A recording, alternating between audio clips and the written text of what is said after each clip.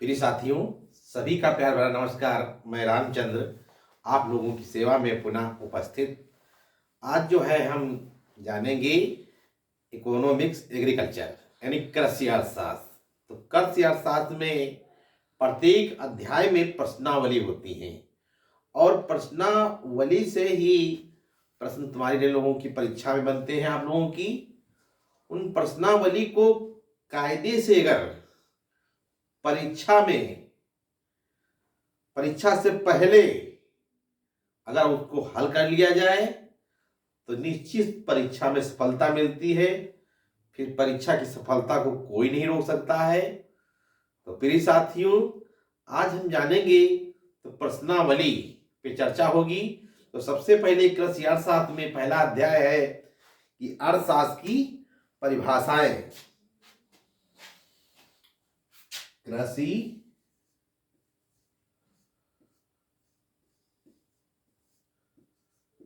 अर्थशास्त्र।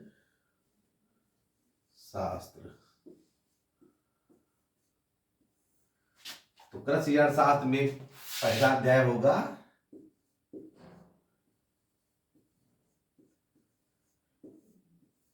अर्थशास्त्र की परिभाषा है।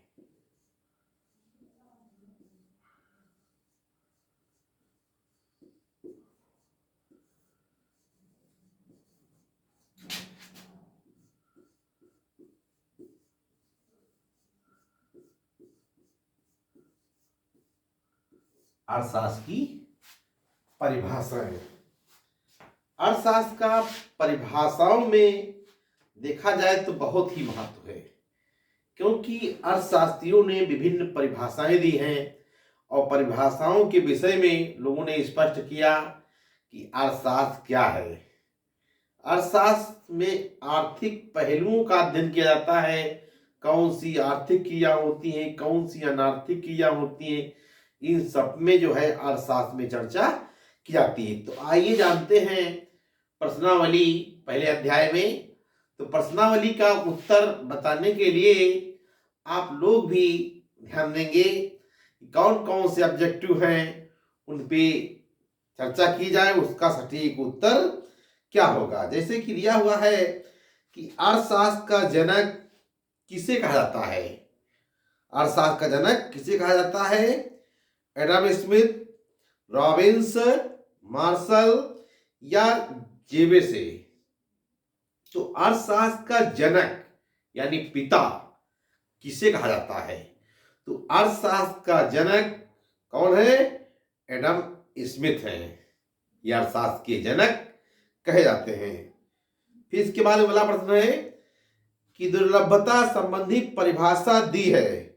मार्शल ने, एडम स्मिथ ने, पीगू ने, रॉबिन्स ने। तो जल्दी से गौर करिए कि दुर्लभता संबंधी परिभाषा किसने दी है। तो इसका सटीक उत्तर क्या होगा? तो दुर्लभता संबंधी परिभाषा जो है रॉबिन्स ने दी है। किसने दी है? रॉबिन्स ने दी है। इसके बाद में अगले क्वेश्चन पे चर्चा करते हैं कि मार्शल ने अपनी परिभाषा में बल दिया किस पर?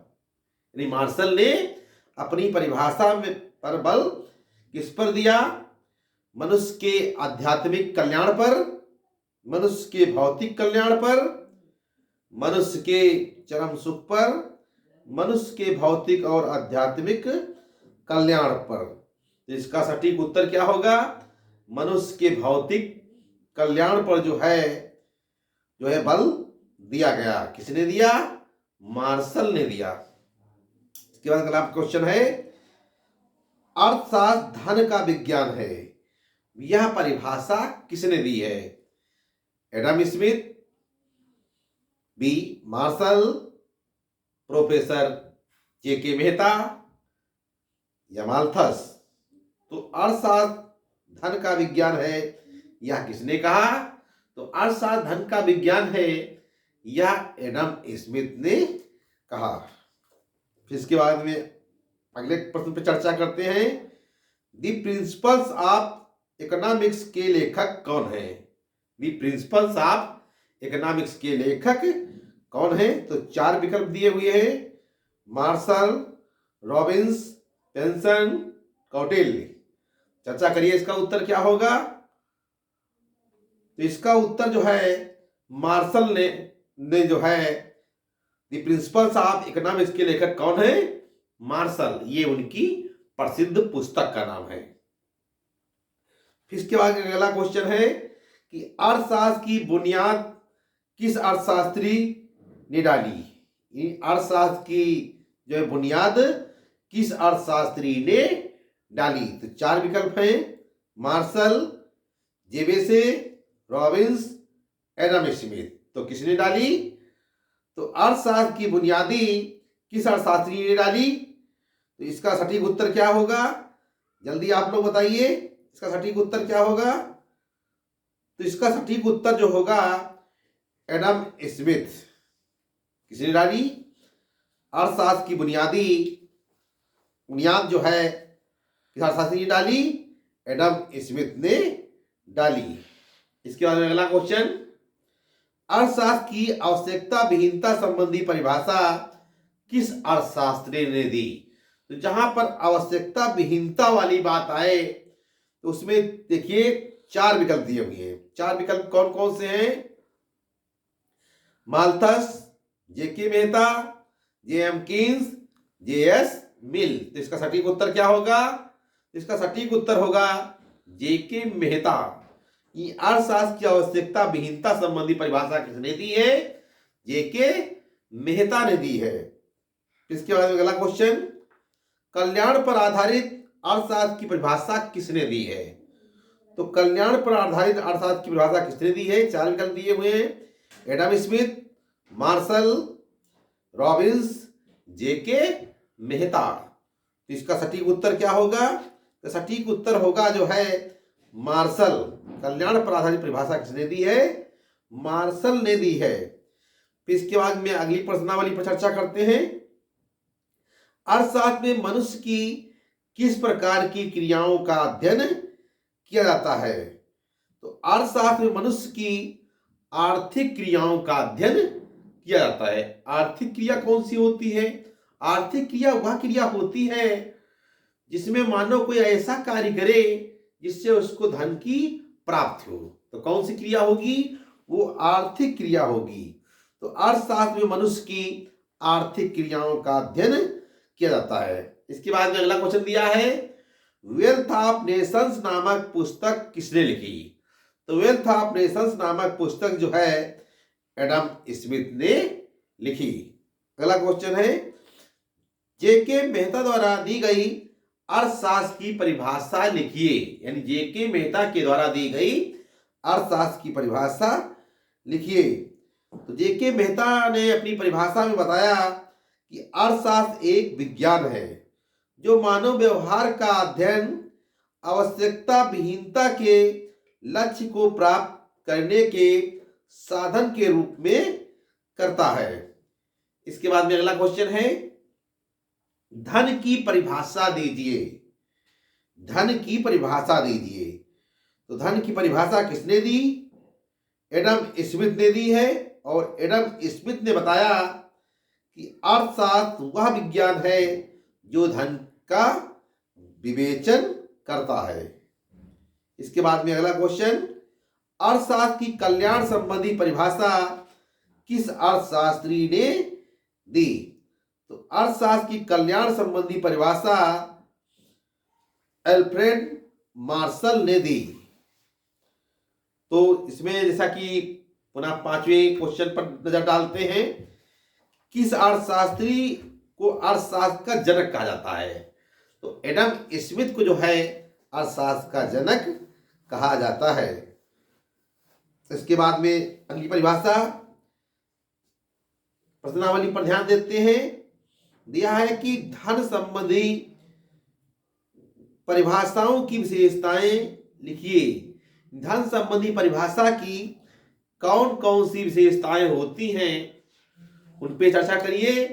तो धन संबंधी परिभाषा की विशेषताओं की अगर बात की जाए तो धन पर की संबंधी परिभाषाओं पे अगर विशेषता पर ध्यान दिया जाए तो धन पर बल, यानी कहने का मतलब एडम स्मिथ ने धन संबंधी परिभाषा दी। उन्होंने बताया कि एडम स्मिथ के अनुसार अर्थशास्त्र में केवल धन का अध्ययन किया जाता है।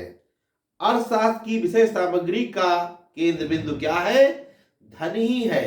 यानी बिना धन के वस्तुएं और सेवाएं नहीं मिल सकती। अगली विशेषता है धन संबंधी परिभाषा की, धन में केवल भौतिक वस्तुओं का समावेश। यानी इन परिभाषाओं में धन के अंतर्गत केवल भौतिक वस्तुओं को शामिल किया गया है जिन्हें हम देख तथा छू सकते हैं। तीसरी परिभाषा की विशेषता है कि सुख का साधन मानवीय साधन क्या है? धन है। अगर मानव सुख चाहता है तो क्या कैसे सुख मिलेगा? जब हमारे पास धन होगा तभी सुख मिलेगा। फिर इसके बाद में अगला क्वेश्चन है कि आर्थिक मनुष्य, यानी अगली विशेषता है परिभाषा की, आर्थिक मनुष्य की कल्पना। इन परिभाषाओं में ऐसे आर्थिक मनुष्य की कल्पना की गई है जो केवल स्वहित से प्रेरित होकर आर्थिक क्रियाएं करता है। फिर इसके बाद में अगली विशेषता है व्यक्तिगत हित एवं सामाजिक हित। व्यक्तिगत हित तथा सामाजिक हित में परस्पर कोई विरोध नहीं है। व्यक्तिगत समृद्धि में राष्ट्रीय धन में वृद्धि होती है।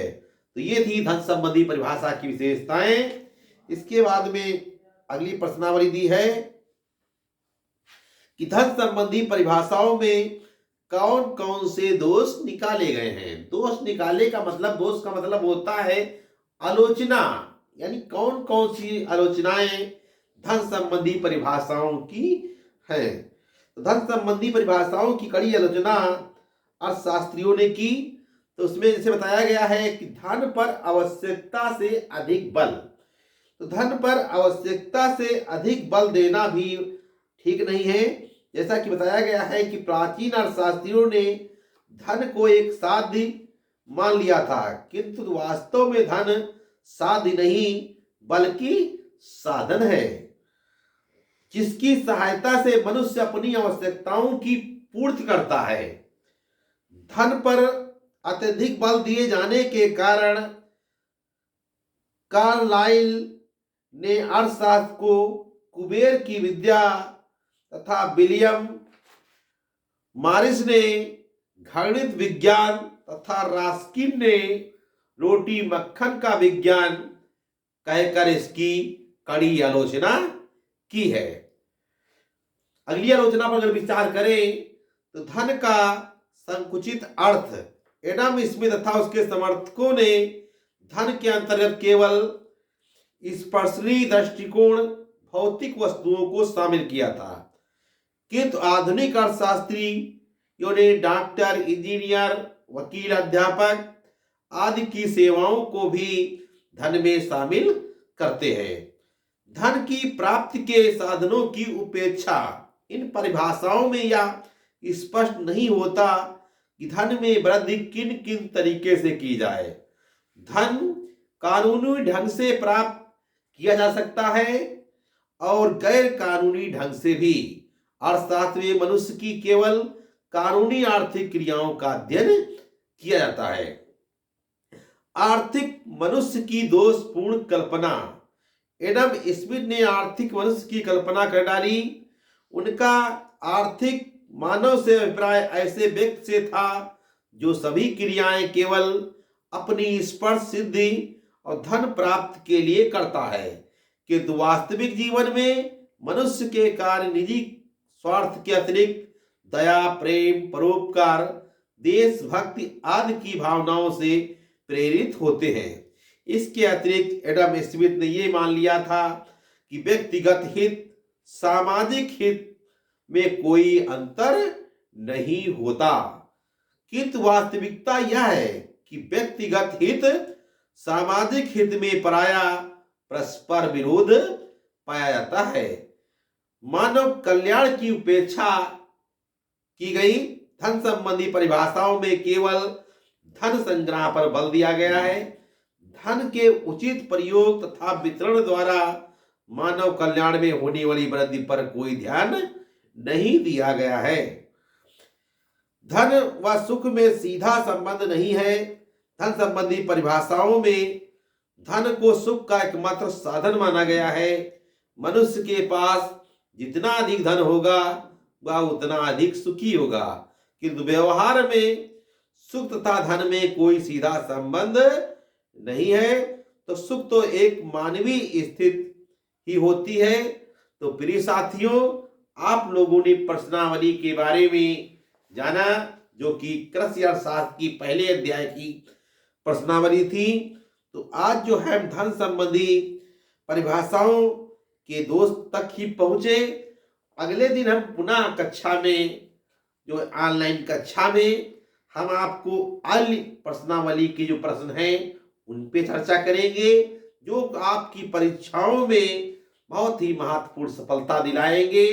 तो मन लगा करके हमारे चैनल को देखिए, सब्सक्राइब करिए, लाइक करिए और शेयर करिए, ताकि हम आप लोगों को अच्छे तरीके से और भी ऑनलाइन कक्षाओं का आनंद दे सके। तो हमारे साथ जुड़े रहें। अब भी समय है, जैसे कि इंटरमीडिएट की परीक्षाएं 22 फरवरी से प्रारंभ हो रही हैं और अब भी आप लोगों के पास समय है तैयारी का।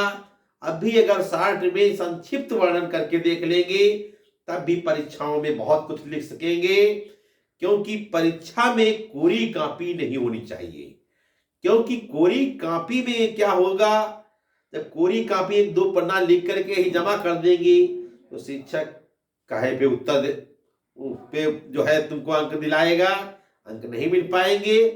तो अच्छे अंक पाने के लिए अच्छी तैयारी का होना बहुत जरूरी है, ताकि हमारा परीक्षा में कोई भी प्रश्न छूटने ना पाए और सही तरीके से हल कर पाए। तो प्रश्नावली हम बराबर अपनी ऑनलाइन कक्षाओं में करा रहे हैं और आप लोग उसका आनंद उठाइए। तो प्रिय साथियों, आज की ऑनलाइन कक्षा में बस इतना ही। अगले दिन हम पुनः मिलेंगे। बहुत बहुत धन्यवाद।